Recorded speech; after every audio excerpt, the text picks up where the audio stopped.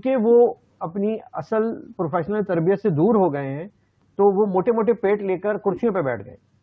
تو مجھے تو خطرہ یہ ہے کہ جب جنگ ہوگی تو یہ لوگ بھاگ پائیں گے، یہ نہیں بھاگ پائیں گے، یہ الٹا بھاگیں گے لوگ، یا پیٹ کے بل گریں گے.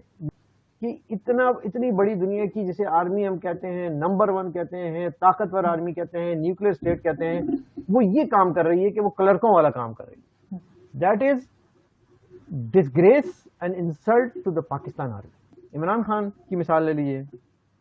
ویسٹرن ورلڈ کے پڑھے لکھے گرو اپ ہوئے پلے بوائے کو مدینے کی ریاست کا خلیفہ آپ نے بنا دیا.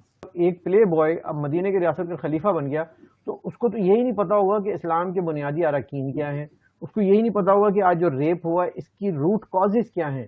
وہ ہر چیز کو اسلام سے جوڑے گا تاکہ ثابت کر سکے کہ مجھ سے بڑا سچا مسلمان کوئی نہیں ہے. لوگوں، اے ایمان والو، مجھ پہ ایمان لے آؤ کیونکہ میں اس مدینے کے ریاست کا خلیفہ ہوں.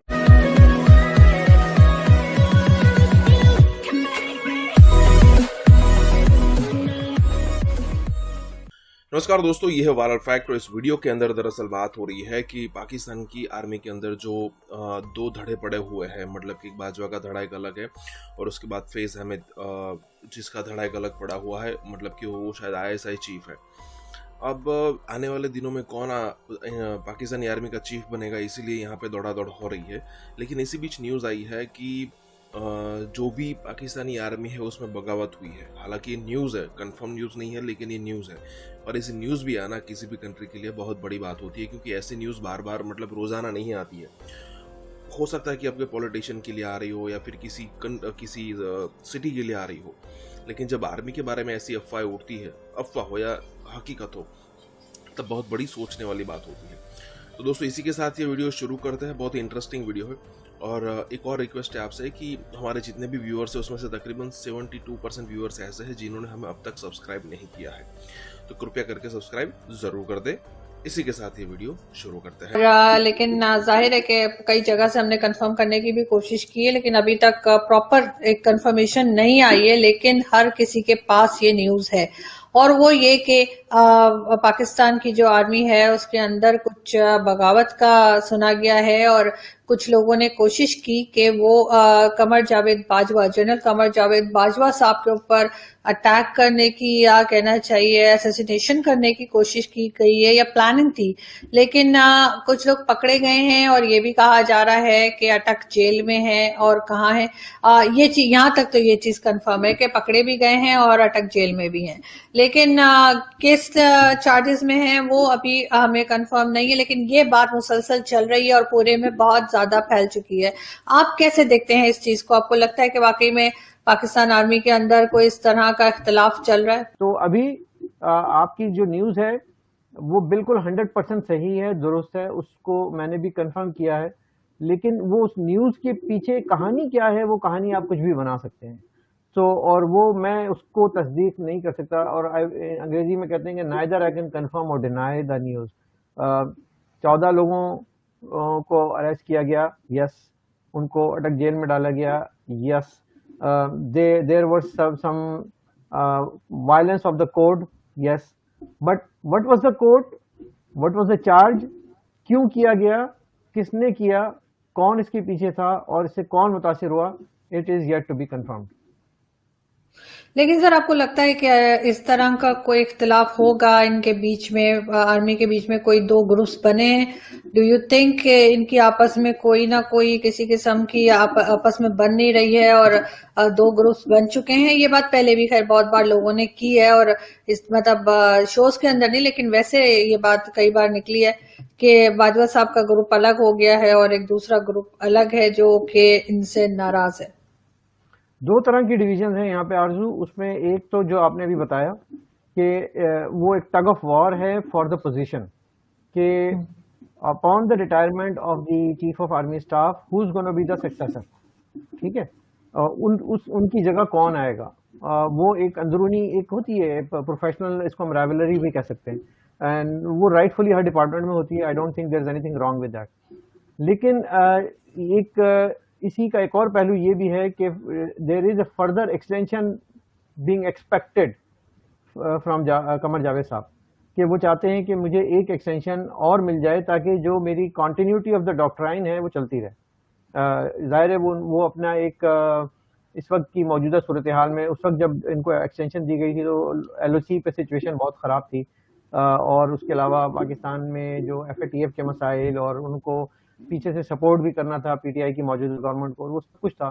اور وہ ڈاکٹرائن ان کی جو تھی اس کے علاوہ ہمیں طالبانائزیشن کو نہیں بھولنا چاہیے. پھر ہمیں جو ہمارا افغان بارڈر ہے, ڈیورنڈ لائن ہے, وہاں کے مسائل کو دیکھنا چاہیے. تو ان سب پہ ایک گہری نظر تھی, اور ہم اس حقیقت کو نہیں فراموش کر سکتے کہ international powers talk directly to our military leadership, right. تو وہ کنٹینیو رکھنے کے لیے جنرل قمر جاوید باجوہ صاحب نے ایک ایکسٹینشن لی تھی.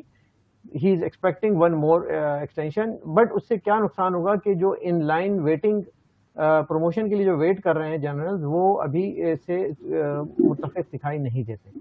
اس میں ایک امیدوار کا نام بڑے شد و مت سے لیا جاتا ہے, وہ ہے جنرل فیض حمید صاحب کا. جنرل فیض حمید صاحب آپ کو معلوم ہے ہمارے موجودہ چیف ہیں, وہ آئی ایس آئی کے, اور وہ ان کی لائن میں بھی ہیں, سینیورٹی وائز بھی وہ ڈیو کرتے ہیں, ویل ڈیزروڈ ہیں.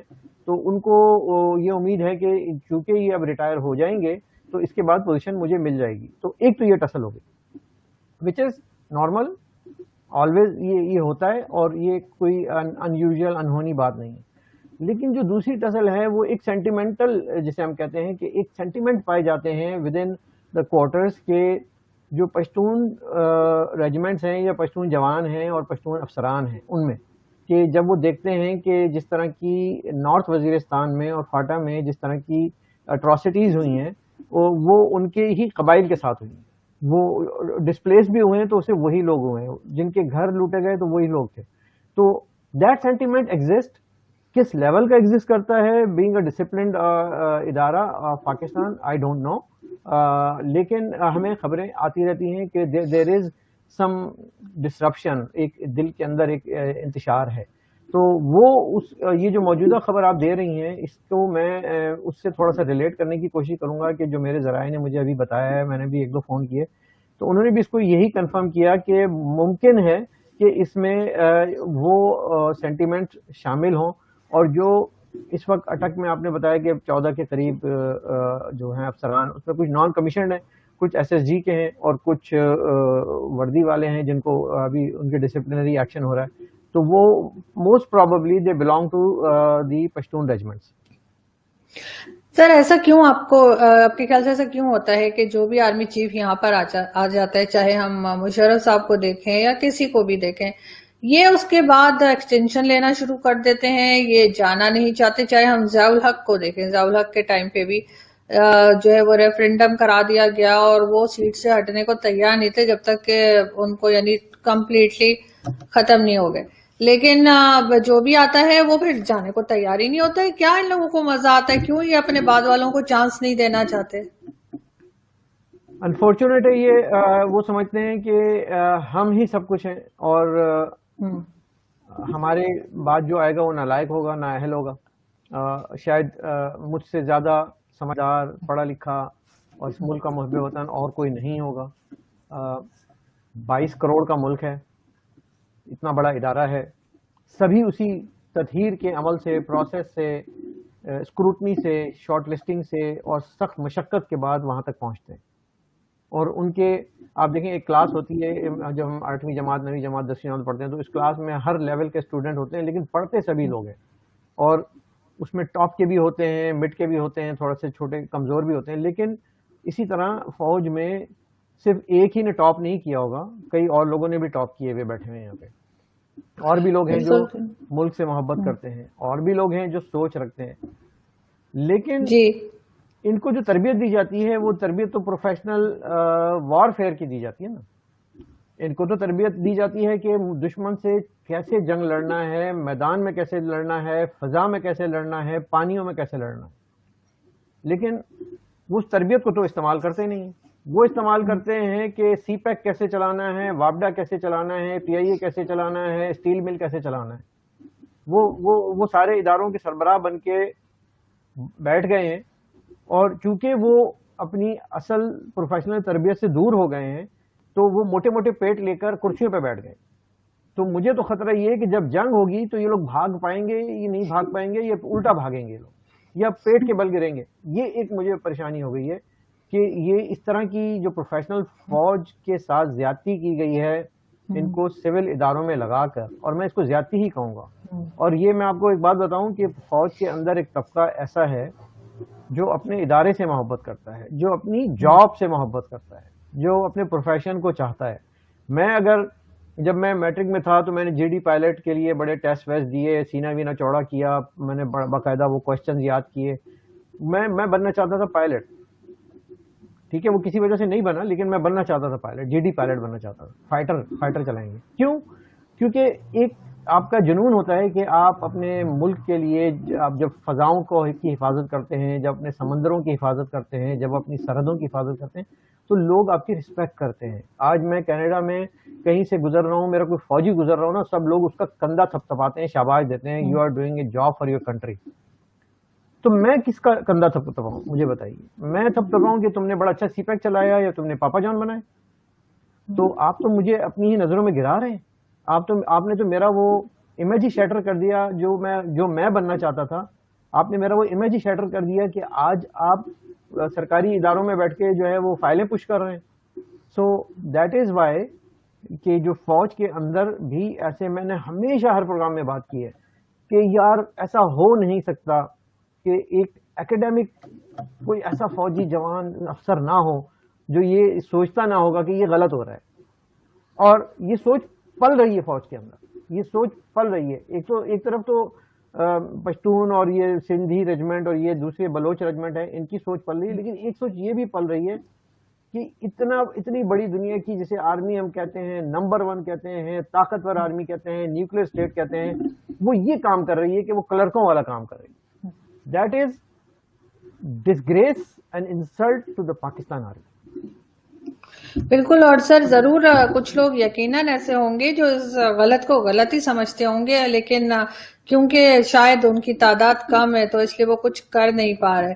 لیکن سر اگر ہم آگے بڑھیں اور ہم بات کریں پاکستان کی فارن پالیسی کی، پاکستان کے فارن منسٹر کی اور پرائم منسٹر کی، انٹرنیشنل میڈیا میں جا کے جس قسم کے انٹرویوز یہ لوگ دیتے رہے ہیں پچھلے 1-2 دن میں، اور امبیرسمنٹ اپنے لیے کریٹ کرتے رہے ہیں، آپ کس طرح دیکھتے ہیں؟ شاہ محمود قریشی اور عمران خان صاحب دونوں کی ہی جو انٹرویوز آئے ہیں، وہ ایک قوم کے لیے کہنا چاہیے کہ سب لوگ پریشان ہیں کہ آخر ان لوگوں کو جواب دینا کیوں نہیں آتا. اچھا، میں اس کو دیکھتا تو خیر ویسے ہی ہوں جیسے آپ بھی دیکھ رہی ہیں اور عوام بھی دیکھ رہی ہے کہ یہ بڑے نالائق لوگ ہیں اور نااہل لوگ ہیں، ٹھیک ہے نا. ان کو بات کرنے کی جو ہے تمیز نہیں ہے، یا ان کو ڈپلومیٹک ٹریننگ نہیں ہے، اور یہ ایکسپیرینس اور سیزن لوگ نہیں.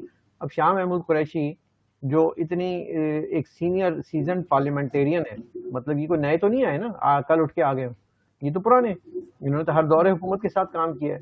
اور اس کے بعد ان کی زبان لڑکھڑا جاتی ہے. کیوں لڑکھڑا جاتی ہے؟ وہ سوچ میں پڑ جاتے ہیں. وہ ان سے کوئی سوال کرو وہ سوچنے لگ جاتے ہیں، پاز آ جاتا ہے 10 سیکنڈ کا. کیوں آتا ہے؟ وہ سوچ رہے ہوتے ہیں کہ یار میری تو اوقات نہیں ہے بولنے کی، ٹھیک ہے، مجھے اجازت نہیں ہے بولنے کی، میں بولوں گا تو مجھے ہو سکتا ہے پیچھے سے کال آ جائے.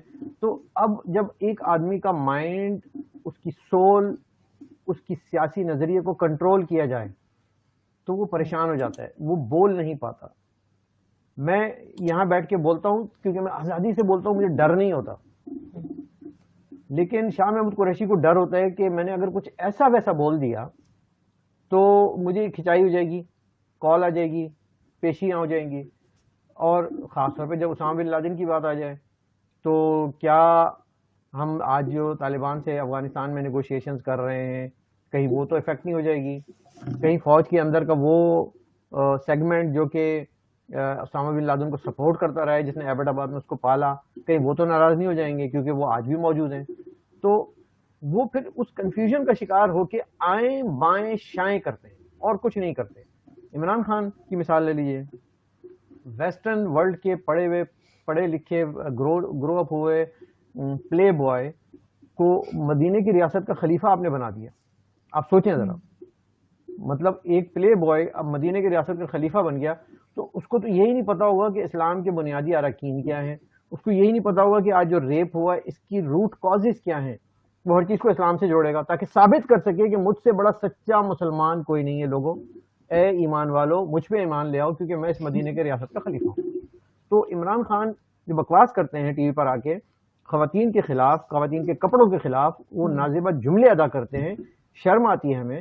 اور ہمیں اپنی ماؤں بہنوں سے معافی مانگنے کی ضرورت ہے کہ ہم نے آپ کو ایسا وزیر اعظم دیا جو آپ کی عزت کی رکھوالی کرنے کے بجائے آپ کی عزت پہ حرف اٹھاتا ہے، سوال کھڑے کرتا ہے، آپ کے کپڑوں پہ، آپ کے دوپٹے پہ، آپ کے اسکرٹ پہ، آپ کے پاجامے پہ، آپ کے کرتے پہ سوال کھڑے کرتا ہے. اس کو پاکستان کی ہر لڑکی جو ہے وہ کنٹینر پہ ناچتی بھی چاہیے اور پاکستان کی ہر خاتون برقعے میں لپٹی بھی چاہیے. یہ اس کا ایک ذہنی تضاد ہے. ایک طرف اس کا پلے بوائے امیج ہے، ایک طرف اس کا وہ کنٹینر کا امیج ہے، اور ایک طرف اب یہ مدینے کی ریاست. مدینے کی ریاست، آپ مدینے کی ریاست کا تو تصور لے کے آئے ہی نہیں تھے پالیٹکس میں. آپ تو آئے تھے انصاف کا لے کر کہ میں انصاف دلاؤں گا، اکاؤنٹیبلٹی کروں گا.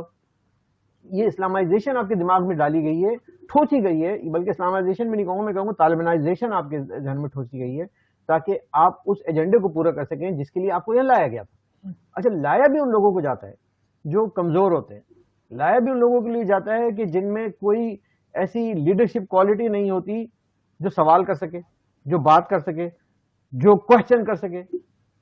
آپ یہ دیکھیے کہ جو کوشچن کرتا ہے، جو سوال اٹھاتا ہے، آج وہ زمین کے اندر ہے.